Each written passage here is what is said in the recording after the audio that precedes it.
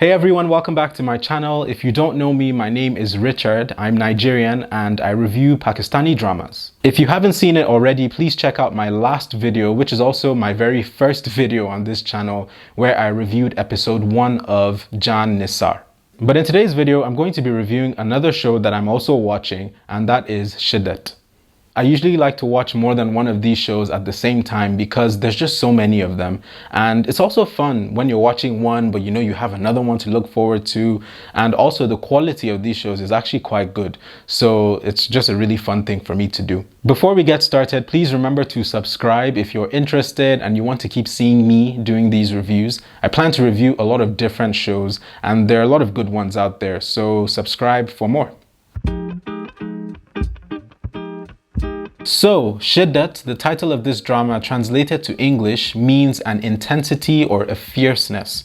And my first reaction when I heard that was, I was like, oh, that's a very interesting title, because it's one of those titles you cannot tell anything about the show from it. It's a very vague title, but it's also it's a loaded word at the same time. So I'm interested to see how the drama unfolds. But the drama stars Anmol Baloch and Munib Butt as the main characters, and I have not watched either of those two act before. So I'm very interested to see what they do in this show. At the start of this episode, we meet Asra, who is, I think she's working as a fashion designer, or she's still in school, but she's doing a fashion course.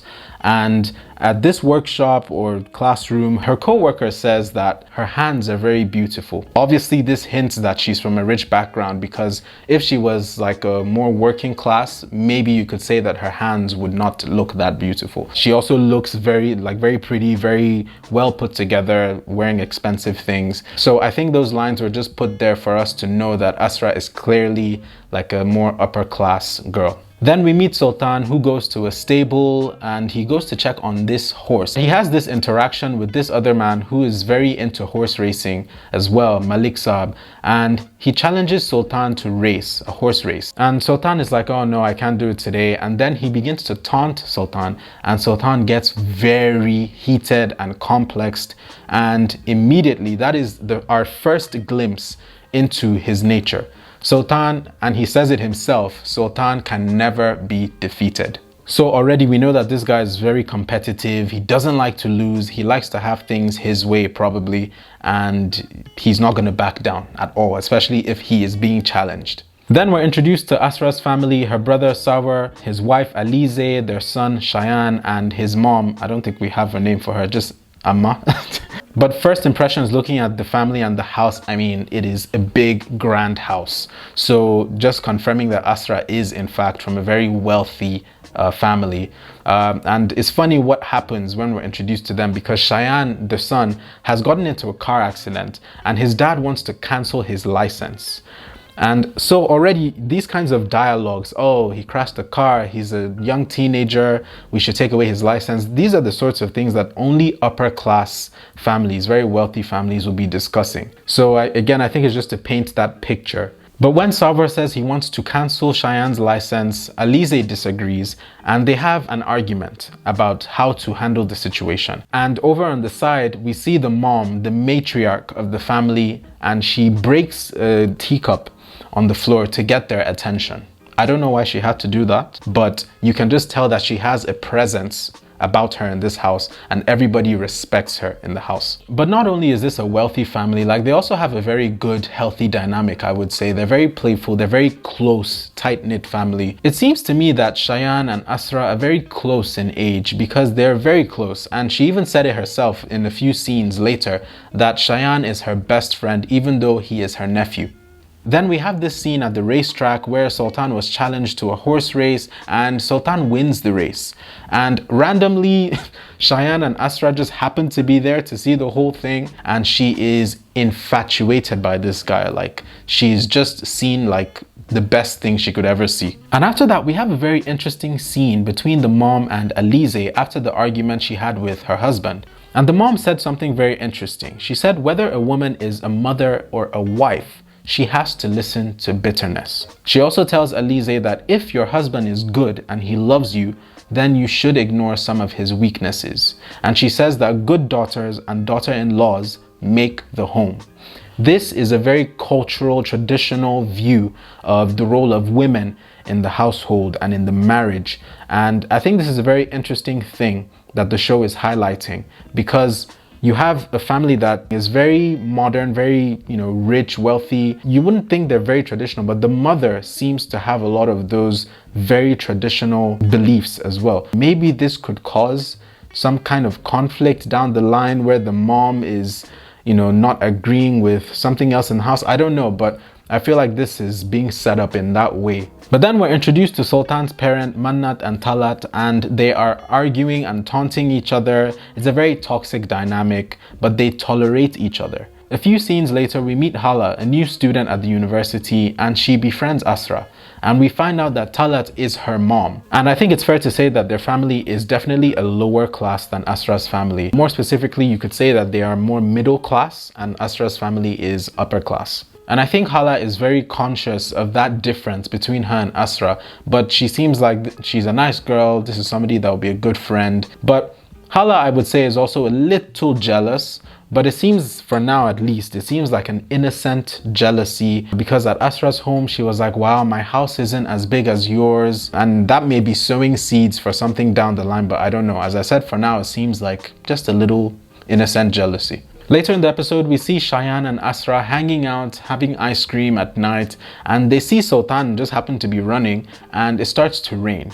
And this scene brings out or shows us the more playful and maybe immature side of Asra, because she comes out of the car and she says that she wants to play in the rain. And even Shayan is like, no, you can't do that. But she, as his aunt, she does something that you would say is more childish. And I think that is just to show how simple-minded, not necessarily in a bad way, but just very innocent and very playful she is. Sultan sees her. I think she even asks him to come close to join her in the rain. Does he look like someone who wants to play in the rain? But Sultan starts taking pictures and videos, which is a very strange thing to do for someone you don't even know. And then we get a scene that really shows us more of Sultan's character. And that is when he's in the office and he gets invited by one of the staff members to join the staff in the cafeteria for a birthday celebration. And he refuses because he has a lot of work to do. Now we can see that Sultan is very serious, very business-like, very hardworking, you could say. But the fact that he's not even willing to celebrate with his staff members, it shows the kind of character that he has. He does get persuaded to go and he joins them, but he literally spends maybe like 1 or 2 minutes, has a piece of cake, and then he starts shouting at everybody to get back to work, and then he storms off. This is somebody that is just like, what kind of character does this guy have? But it's probably not only a behavior of the workplace, but something that we will see more of outside the workplace as the show progresses. In the final few scenes of the episode, Asra goes to Hala's house to spend time with her and their friends. They're having a little party, and she somehow ends up in this room where she sees all the certificates and trophies, and she is just like mind blown. But she doesn't know that Sultan has walked into the room and caught her looking at his trophies. Episode 2 opens with Asra discovering that Sultan is Hala's brother, and it clicks to her that this is the guy that she saw at the racetrack and the guy she saw outside in the rain that she really loved and was so like in love with. And for Sultan, it also clicks that this is the girl he was taking videos of in the rain. But then he acts like he's not interested, but you can clearly see that he is a bit curious about this girl. Now Asra, she is completely like overwhelmed by this interaction, and she opens up to Shayan about how wonderful this guy is. She says he always wins, he has all these trophies and awards and certificates. It means like he never loses in life.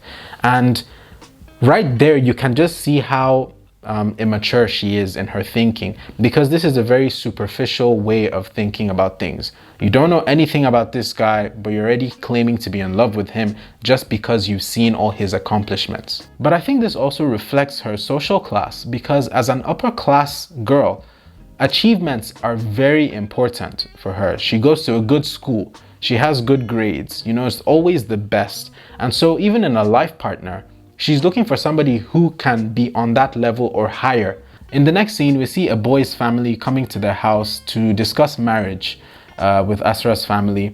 And very quickly, Asra and this guy realize that they're not meant for each other. And it's mostly because Asra doesn't like him. She doesn't feel like he is athletic enough. He's not interested in literature. He does not like poetry. He's not as educated as she is because he only went to Interpass. I don't even know what Interpass is. But whenever they mention Interpass, she's always like, ugh, Interpass. So you can clearly see that like she's just not, this guy is not on her level. So she rejects the proposal and the guy's family leaves, and her mom is very upset about this whole thing. But her brother Sawar explains to the mom that it's okay that she didn't accept this. Like, guys and girls have to click. And the mom is like, what? Like, what does that even mean? Again, you can see that modern versus traditional mindset here, which is already causing some light tension in the household. Next, we have another scene that is very symbolic of social class issues. And that is when Sultan catches his parents arguing, and it turns out that they're supposed to go to some event. I'm not quite sure what event this is. But the mom, in trying to get Sultan to agree to go for this thing, she starts to say how she likes to brag to everybody that he's very rich to impress them. And this doesn't go well with Sultan. He doesn't like the fact that his mother is using his riches to advertise him to everybody, and he doesn't want anybody to take credit for his accomplishments and his intelligence. He wants that credit to go to him alone, and he says that himself. As I mentioned earlier, you can see that this family is probably middle class, and so there are a lot of attitudes they have towards wealth, specifically the mom in this case, where you can probably tell that they like to act like they're a more prestigious level just so they can fit in with that crowd. And so things like bragging about how rich your children are or how much money you have, how comfortable you are, those are the sorts of conversations that socially will really sort of place you in the different boxes that are social class. But you can also see that the dad loves Sultan a lot. Like, he's always craving for Sultan's attention, always trying to impress him. And that is probably because Sultan is rich. And so as the father, he's probably looking like, yes, my son has, you know, he's made something for himself. He's very rich, very accomplished. And so he gives him all the praise that he can possibly give. And I would say that this level of praise that everybody gives Sultan and all the accomplishments has definitely given him a superiority complex where he just feels like he's better than everybody else. Later in the episode, we see that Hala has lost a jewelry set that Asra borrowed her to use for her cousin's reception. And Asra begs her brother and sister-in-law not to report to the mom because their mom is very short-tempered.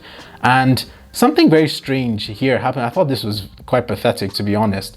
A whole emotional blackmail comes out because the brother basically tells Asra, okay, we won't tell mom, but you know one thing you can actually do?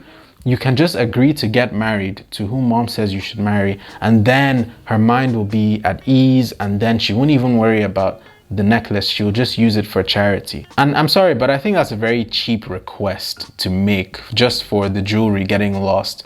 And I'm so glad that Asra refused. But Asra says she wants to marry somebody else, and that is Sultan. And just like me when I was watching it, Alize is like, how can Sultan be your ideal after 1 or 2 meetings? You don't even know anything about this guy. As I said earlier, Asra is very young. You can tell she doesn't really know much and she has a lot to learn. She even says that she doesn't know how Sultan feels about her, but she's so sure she wants to marry him. I mean, that just makes no sense at all. I was so irritated when I was watching that part. We need Asra to just think, just be a bit wiser at this time, because I don't see this being a good idea down the line. But the episode ends in a very strange and mysterious way.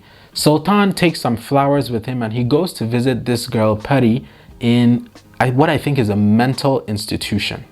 This is clearly somebody that he knows, and I'm excited because we're about to find out a whole other storyline here that really would have some major implications, I feel, for the show.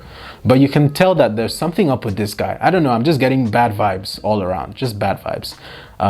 But we'll see. So guys, that is it for episodes 1 and 2 of Shiddat. I hope you guys enjoyed the review. Please give it a like if you liked it, and put your thoughts in the comment section as well so we can discuss. But thanks for watching, take care, and I will see you in the next one.